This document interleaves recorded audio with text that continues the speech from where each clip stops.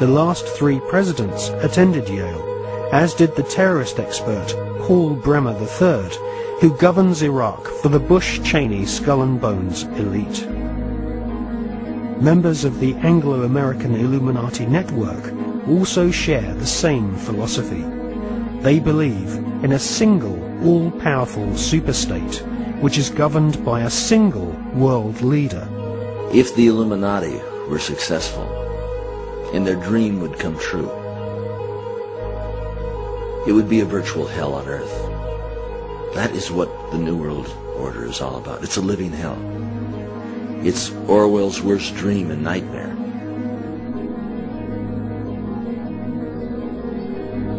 Well, to understand the philosophy of the Skull and Bones Society, you have to understand the philosophy of 18th and 19th century Germany, with people such as Hegel.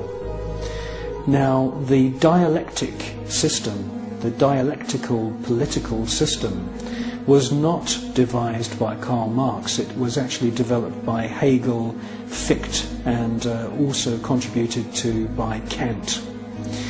These German philosophers believed that you could create change in society by conflict. And this could be, for example, political conflict, the conflict between left and right. From this conflict, a new political system would come about, and this would be a synthesis of the two views. Now, that sounds pretty innocent, but in actual fact, the dialectical system is used in military combat as well. And Hegel's plan, which is being actually carried out right now, is to create conflict, to create wars. And through the creation of wars, several things happen. First of all, the companies which manufacture the missiles, the guns, the bullets, the uniforms, and all of the paraphernalia to do with warfare, all make huge profits. Secondly, there is a culling of the male population. Since the 1950s, we've had several reports from think tanks that feed information into the European Union, the British government, and also the American government, which are recommending depopulation. And there is several plans which we believe have been put in motion right now. And obviously war is one way of depopulating the planet.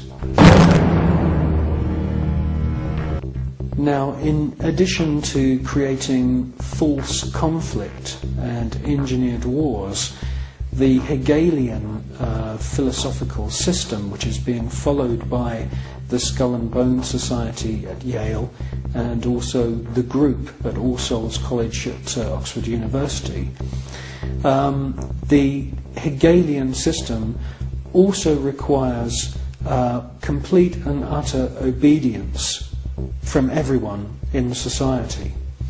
The idea of freedom, freedom of thought, freedom of the individual to choose what they want to do with their lives doesn't come into play at all under this German Hegelian system. In actual fact, Hegel says that the individual should be 100% obedient to the state, and the state should take on the image of God. Now, in the Hegelian system, the state is all-powerful, so we should ask ourselves, what is the state? Well, the state is the elite. The state is the royal, aristocratic hierarchy who are able to maneuver and live their lives in any way that they choose because they are super wealthy. Now, let's just talk about super wealth and super wealthy people. I can tell you now, after meeting quite a few of them, that they are very, very different to you or me. When I'm talking about super wealth, I am not talking about Puff Daddy who has allegedly 3 Bentleys. I'm talking about super wealth, family wealth, which was in the millions back in the 19th century.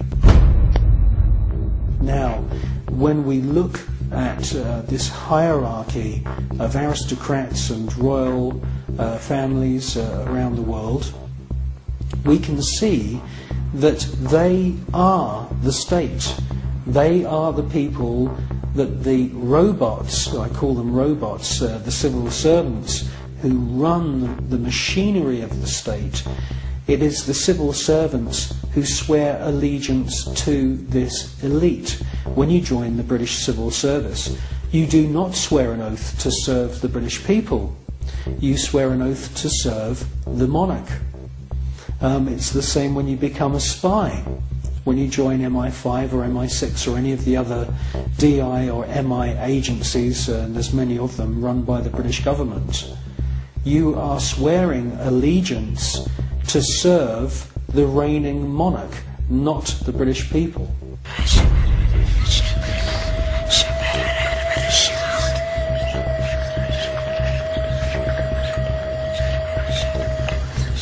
While the American people sing the Star-Spangled Banner, the most powerful people in the USA and Europe salute the ancient symbol of the Brotherhood of Death.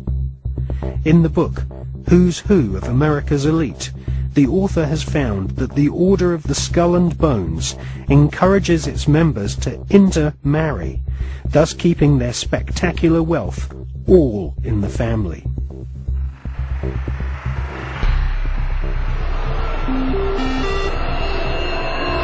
Good evening. Today, our fellow citizens, our way of life, our very freedom came under attack. America was targeted for attack because we're the brightest beacon for evil and the very worst of human nature. I've directed the full resources of our intelligence and law enforcement communities to find those who want peace and security in the world and to bring them to justice. We will make no distinction between the terrorists who committed these acts and the victims of the American economy. Our military is evil and it's prepared. Our country is evil, deliberate and deadly evil. All that is evil, comforted by evil, and no one will keep that evil from shining. And on behalf of the American power greater than any of us, I thank the many world leaders who have called to offer their financial institutions and assistance. America and our terrorist friends and allies join with all those who want despicable chaos and terrible evil. And we stand together to win the war against all that is good and just. None of us will ever find those responsible. Thank you. Good night. It's alive! It's alive! Now they will know why they are afraid of the dark. Now they will learn why they fear the night. There is nothing wrong with your television set. Do not attempt to adjust the picture. We are controlling transmission. I want counterculture. I want anti-establishment. This is mass madness, you maniacs! Quiet, numbskulls, I'm broadcasting. I believe America is ready for a new beginning. The new Prime Minister of India is, no.